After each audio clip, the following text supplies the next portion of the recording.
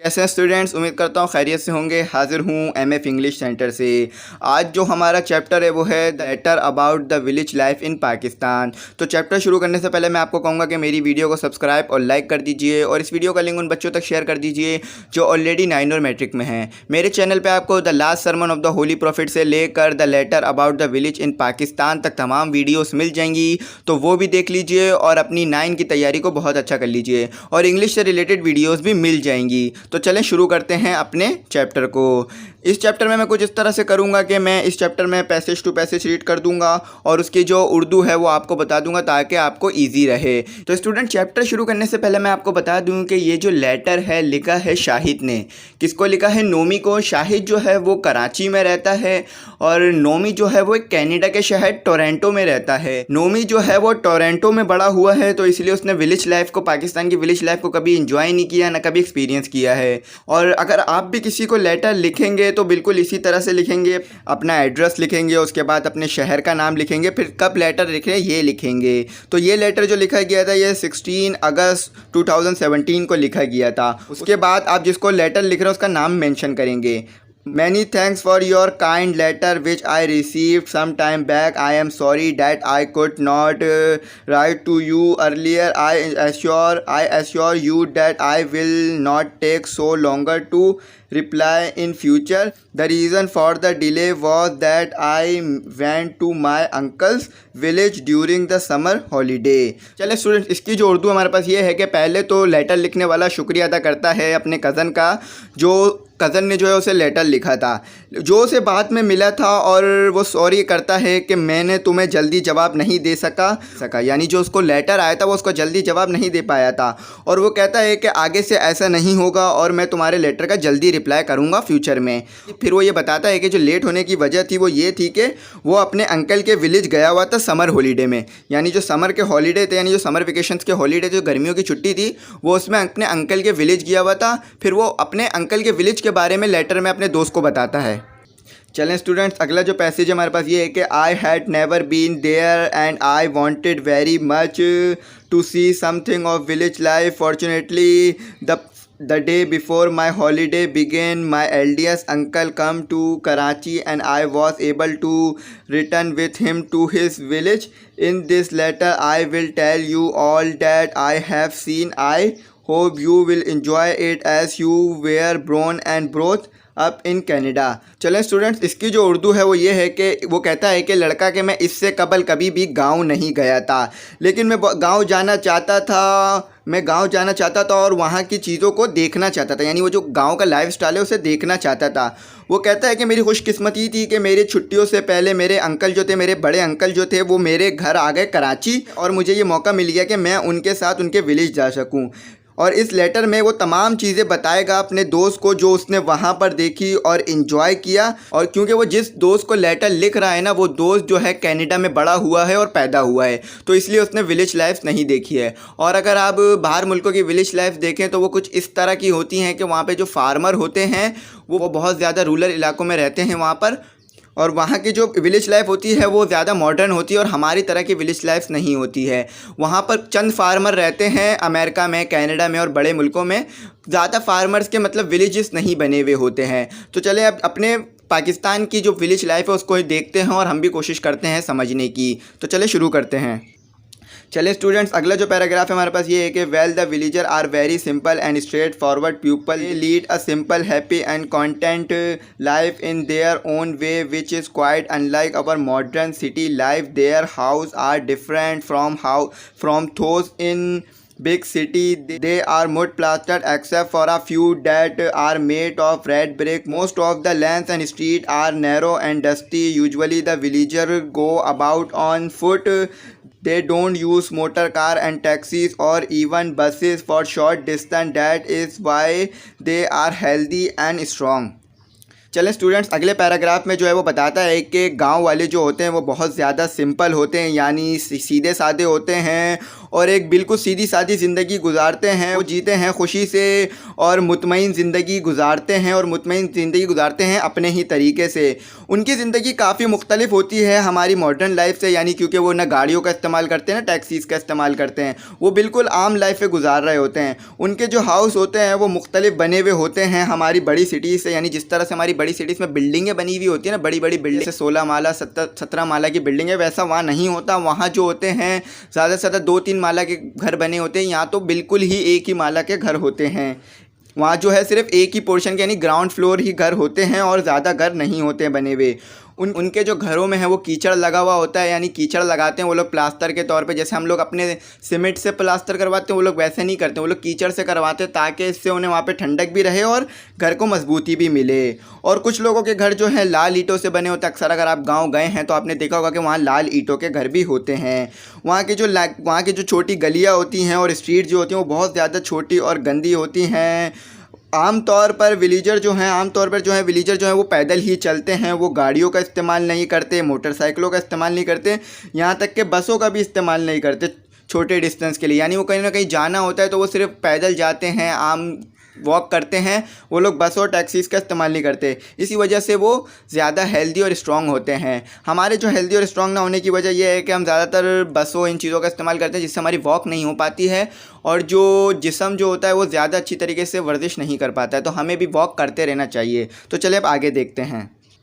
The market in village are not the same as in Karachi or Toronto. In the village, shops are few and scattered. The carpenter and the blacksmith are the two workmen who are needed most in the village. They make and repair the farmer's tool and do other odd jobs. चलें students, इसकी जो उर्दू हमारे पास ये है कि वो बताता है कि वहाँ की जो मार्केटें होती हैं, विलेज की जो मार्केटें होती हैं वो कराची और टोरंटो जैसी नहीं होती हैं। टोरंटो जो है वो कनाडा का एक शहर है और उसका जो कज़न है वो टोरंटो में रहता है, लड़के का जो लेटर लिख रहा है। तो वो बोलता है कि कराची और टोरंटो जैसी मार्केटें नहीं होती हैं, बहुत छोटी छोटी मार्केटें होती हैं विलेज में और बहुत कम शोबे होती हैं, यानी बहुत कम दुकानें होती हैं। फिर वो अपने दोस्त को बताता है कि दो जो हैं कारीगर उनकी बहुत ज़्यादा ज़रूरत होती है गांव में, और एक जो है कारपेंटर है और एक दूसरा जो है ब्लैक स्मिथ। कारपेंटर यानी जो लकड़ियों का काम करते हैं, ब्लैक स्मिथ यानी लोहार। देखें, इन दो लोगों की बहुत ज़्यादा ज़रूरत होती है गांव में, क्योंकि यही जो लोग हैं जो हैं फार्मर्स का सामान सही करते हैं। फार्मर्स का जो लकड़ी का सामान होता है, लोहे का सामान होता है, यही दोनों सही करते हैं, कारपेंटर और ब्लैक स्मिथ। तो इसीलिए इनकी बहुत ज़्यादा ज़रूरत होती है और ये दूसरे जॉब्स भी करते हैं, यानी जो घरों को जो चाहिए होता है घरों के लिए लकड़ियाँ या लोहों का सामान, तो वो भी ये बनाते हैं। चलें स्टूडेंट्स, अगला जो पैराग्राफ है हमारे पास ये है कि two other important person in the village are the primary school teacher who also act as the post master of the village and the imam of the mosque. इसकी जो उर्दू है हमारे पास ये है कि दो और जो इम्पोर्टेंट लोग होते हैं विलेज में, उनमें से एक होता है प्राइमरी स्कूल का टीचर।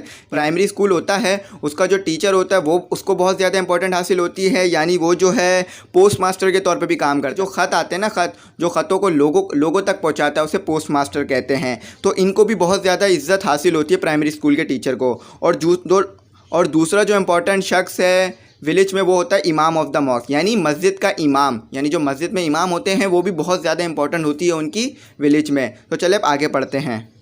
चलें स्टूडेंट्स, अगला जो पैराग्राफ है हमारे पास ये है कि the imam exercise a great influence on the villager who look up to him for moral and religious guard the treatment of minor ailment and common diseases of their children. He also run a maktab where he teach the holy Quran to young children, for which he does not charge any fee but accept small present like milk, butter or ghee from the parents of the children as a token of love and affection.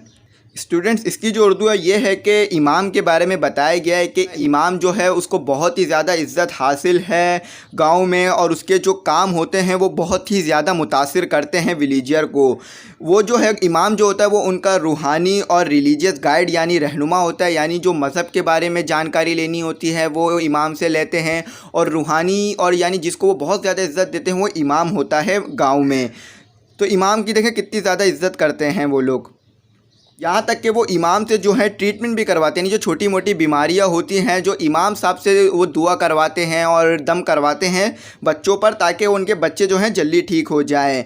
और जो है इमाम साहब जो है मकतब में जो है बच्चों को कुरान शरीफ भी पढ़ाते हैं और कोई भी फ़ीस नहीं लेते हैं इस कुरान शरीफ के पढ़ाने की। जैसे हम स्कूलों में जाते हैं, बड़े बड़े हों छोटे स्कूल हों, तो वहाँ पर जाके बड़ी बड़ी फ़ीसेस अदा करते हैं, पे करते हैं। लेकिन इमाम साहब जो हैं गाँव के, वो यहाँ तक कि मदरसा पढ़ाने की भी कोई फ़ीस नहीं ले रहे होते हैं बच्चों से। लेकिन छोटे मोटे प्रेजेंट ले लेते हैं, जैसे कि दूध ले लिया, बटर ले लिया, घी ले लिया, बटर यानी मक्खन ले लिया पेरेंट से, क्योंकि पेरेंट जो है प्यार से यानी जो है मोहब्बत में जो है ना छोटी मोटी सी गिफ्ट दे देते हैं कभी कभार, तो वो जो है वो एक्सेप्ट कर लेते हैं इमाम साहब। तो ये देख लीजिए कितना बेहतरीन तरीके से गांव का निज़ाम चल रहा होता है।